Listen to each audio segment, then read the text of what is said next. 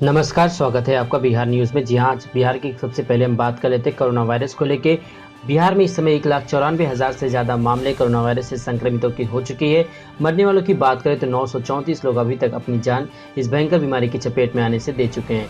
ठीक होने वालों की संख्या में भी यहाँ पे काफ़ी ज़्यादा इजाफा हुआ और 1,82,000 लोग अभी तक इस भयंकर बीमारी की चपेट में आने के बाद ठीक हो चुके हैं। कोरोना महामारी की वजह से देश में चारों तरफ जो है हाहाकार मचा हुआ है और बिहार भी इससे पीछे नहीं छूटा हुआ। बात करें बिहार में इस समय इलेक्शन के सीजन चल रहे हैं, जिसकी वजह से कोरोना वायरस की रफ्तार को जो है धीरे धीरे कम किया जा रहा है, क्योंकि इसके आंकड़ों को जो है पूरी तरह से साफ स्पष्ट नहीं दिखाया जा रहा है। चलते हैं अगली खबर की तरफ। अगली सबसे बड़ी खबर आ रही है बिहार चुनाव में बागियों के खिलाफ सख्त हुई बीजेपी। नामांकन कर चुके नेताओं को अल्टीमेट नाम वापस ले या फिर होगी उनके ऊपर कार्रवाई। बागियों की बढ़ती संख्या को देखते हुए भाजपा नेतृत्व अब सख्त हो गया है। जिन जिन नेताओं ने अब तक नामांकन कर दिया उन्हें नाम वापसी की तिथि तक समय दिया गया है। पार्टी नेतृत्व ने फोन करके ऐसे नेताओं को साफ कहा है कि नाम वापस ले, वरना उन्हें 6 साल के लिए दल के प्राथमिक सदस्य से निष्कासित कर दिया जाएगा। हालांकि दल के संदेश के बागियों पर कितना असर होगा यह देखने लायक होगा। पहले चरण में होने वाले 71 विधानसभा क्षेत्रों के लिए कुल 1357 प्रत्याशियों ने नाम दाखिल किया। राज्य निर्वाचन आयोग की विज्ञप्ति में यह जानकारी दी गई। वर्ष 2015 के विधानसभा चुनाव में पहले चरण के चुनाव में 583 उम्मीदवारों ने ही नामांकन किया था। हालांकि तब पहले चरण में मात्र 49 विधानसभा क्षेत्रों में ही चुनाव लड़ा था। कोविड को देखते हुए ऑनलाइन नामांकन पत्र दाखिल करने की सुविधा दी गई है। पहले चरण में 10 उम्मीदवारों ने इस सुविधा का लाभ लिया। दूसरे चरण के लिए कुल 2 नामांकन दाखिल किए गए। इसमें एक मनेर जबकि दूसरा दानापुर से हुआ।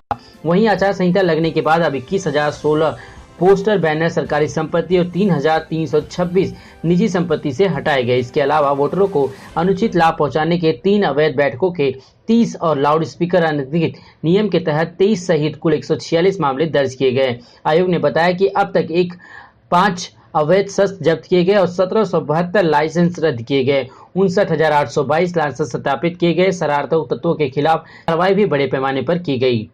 बिहार चुनाव में उपेंद्र कुशवाहा और पप्पू यादव की पार्टी का नहीं हो सका गठबंधन, जाने यूपी कैसे बना वजह।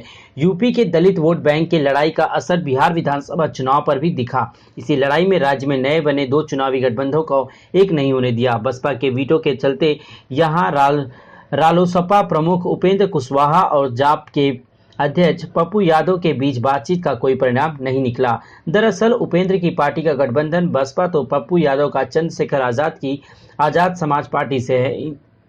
इन दोनों दलों के बीच यूपी में 36 का आंकड़ा है। अब चंद्रशेखर की नजर बिहार में बसपा के वोट बैंक पर है। बसपा सुप्रीमो मायावती को बीते 2 दशकों से अधिक समय से यूपी के दलित वोट बैंक पर धाक रही। इसी के बूते दूसरी जातियों के संग सोशल इंजीनियरिंग से मायावती कई बार मुख्यमंत्री बन चुकी। भीम आर्मी बनाकर चर्चा में आए चंद्रशेखर आजाद ने बीते कुछ समय में उनके सामने चुनौती पेश की। चंद्रशेखर को लोग रावण उपनाम से भी जानते हैं। करीब साल भर पहले राजनीतिक दल बनाकर राजनीति में उतरे चंद्रशेखर ने बिहार चुनाव में भी उनके लिए चुनाव 2022 के यूपी संग्राम से पहले का लिटमस टेस्ट साबित होगा।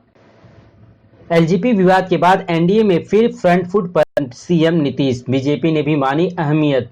पटना यानी भुवनेश्वर स्वस्तपन लोजपा का हमला, चेहरे का पर सवाल, गठबंधन में महत्व और चुनाव बाद गठबंधन के कयास। लग रहा था कि इन मुद्दों पर जदयू गिरता जा रहा है, लेकिन वह फिर से नए अंदाज में एनडीए में और मजबूत होकर उभर रहा है। स्थिति यह है कि खुद नीतीश कुमार को जवाब नहीं देना पड़ रहा है, भाजपा उनके पक्ष में जवाब दे रही है। यह इसलिए क्योंकि भाजपा ने पिछले 3 चुनाव में महसूस किया कि बिहार में बड़ी जीत के लिए नीतीश का नाम काफी है।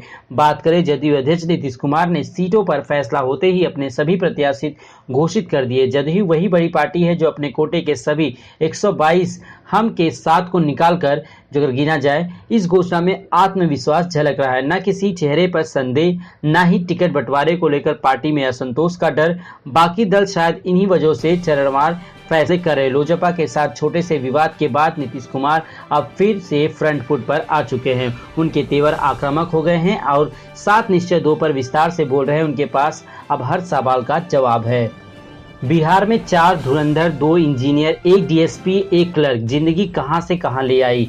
जी हाँ, हम बात कर रहे हैं पुरुषस्व भाग्य देवो न जन्मामि। संस्कृत का यह श्लोक अपने आप में इस बात की जो है पुष्टि करता है कि बिहार और बिहारी फर्स्ट का नारा देकर अपने बेटे चिराग को उत्तराधिकारी सौंप अंतिम सांस लेने वाले रामविलास पासवान जदयू से अपने अधिकार का मुकदमा शरद यादव जेल में चारा घोटाला की सजा काट रहे हैं। लालू प्रसाद यादव और बिहार के मुख्यमंत्री नीतीश कुमार पिछले 4 दशक से बिहार की राजनीति का केंद्र में बने रहे। इनमें से उम्र में सबसे बड़े 74 साल के पासवान के गुजर जाने के बाद पासवान लालू शरद की जोड़ी से लेकर नीतीश कुमार के राजनीतिक जीवन पर लोगों की निगाहें हैं। पढ़ना और जानना दिलचस्प है कि चारों नेताओं की जिंदगी किस मोड़ पर ले आई।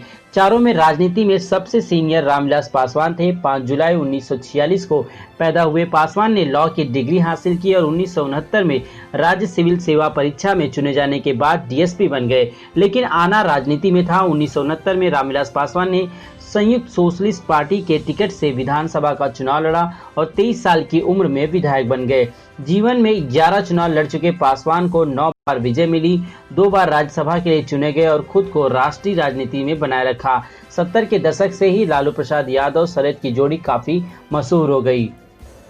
बिहार विधानसभा चुनाव के लिए आरजेडी ने तीसरे चरण के लिए सिंबल देना शुरू कर दिया। बिहार विधानसभा चुनाव को लेकर अभी तक दूसरे चरण के लिए नामांकन प्रक्रिया शुरू हो गई। एक तरफ जहां अधिकांश पार्टियों ने उम्मीदवारों को सिंबल नहीं दिया, तो वहीं राजद ने अब तीसरे चरण के लिए भी सिंबल बांटना शुरू कर दिया। तीसरे चरण के तहत राजद ने अब तक सराय रंजन से अरविंद कुमार साहनी को प्रत्याशी बनाया, गायघाट से निरंजन राय को सिंबल दिया, नरपतगंज से अनिल कुमार यादव को, निर्मली से रघुवंश यादव प्रत्याशी होंगे, सुरसंड से अबू दोजाना को फिर से टिकट मिला, यानी बाजपट्टी से मुकेश यादव, ढाका से फैसल रहमान, मोतिहारी से ओम प्रकाश साहनी, नरकटियागंज से डॉक्टर समीम अहमद को सिंबल मिल चुका है। इससे पहले दूसरे चरण के तहत होने वाले चुनाव के लिए राजद ने अपने हिस्से आने वाली सीटों पर 3 दर्जन से अधिक प्रत्याशियों को सिंबल दे दिए। तीसरे चरण के कुछ प्रत्याशियों को सिंबल दिया गया है, हालांकि कोई अधिकृत सूची जारी नहीं की। पार्टी ने अपनी कई मौजूदा विधायकों को टिकट भी दिया है। सामाजिक समीकरण को देखते हुए नए चेहरे को उतारा गया, वहीं कुछ विधायकों को टिकट कटने की स्थिति में कहीं समायोजित करने का भरोसा भी दिलाया गया।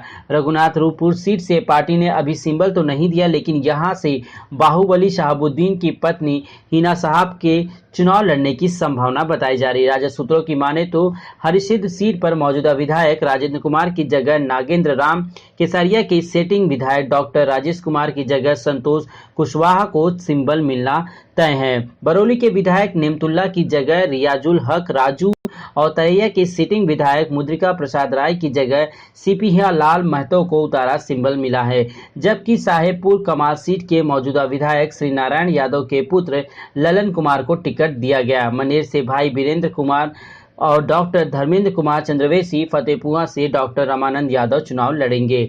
तो चलते अगली खबर की तरफ। जी हां, अगली सबसे बड़ी खबर आ रही है कि तेजस्वी प्रसाद यादव ने एक बार फिर से नीतीश कुमार के ऊपर हमला साधा। उन्होंने कहा कि बिहार में बेरोजगारी जो है अपने चरम पर है और उसके बावजूद नीतीश कुमार जो है जनता को इन मुद्दों से भटका कर कहीं और ले जा रहे हैं, लेकिन जनता इसमें जो है इस बार उनको कामयाब नहीं होने देगी और इसका मुंहतोड़ जवाब दिया जाएगा विधानसभा के चुनाव में। तो दोस्तों, उम्मीद करता हूँ आज की ये जानकारी आपको पसंद आई हो तो वीडियो को लाइक और चैनल को सब्सक्राइब जरूर कीजिएगा।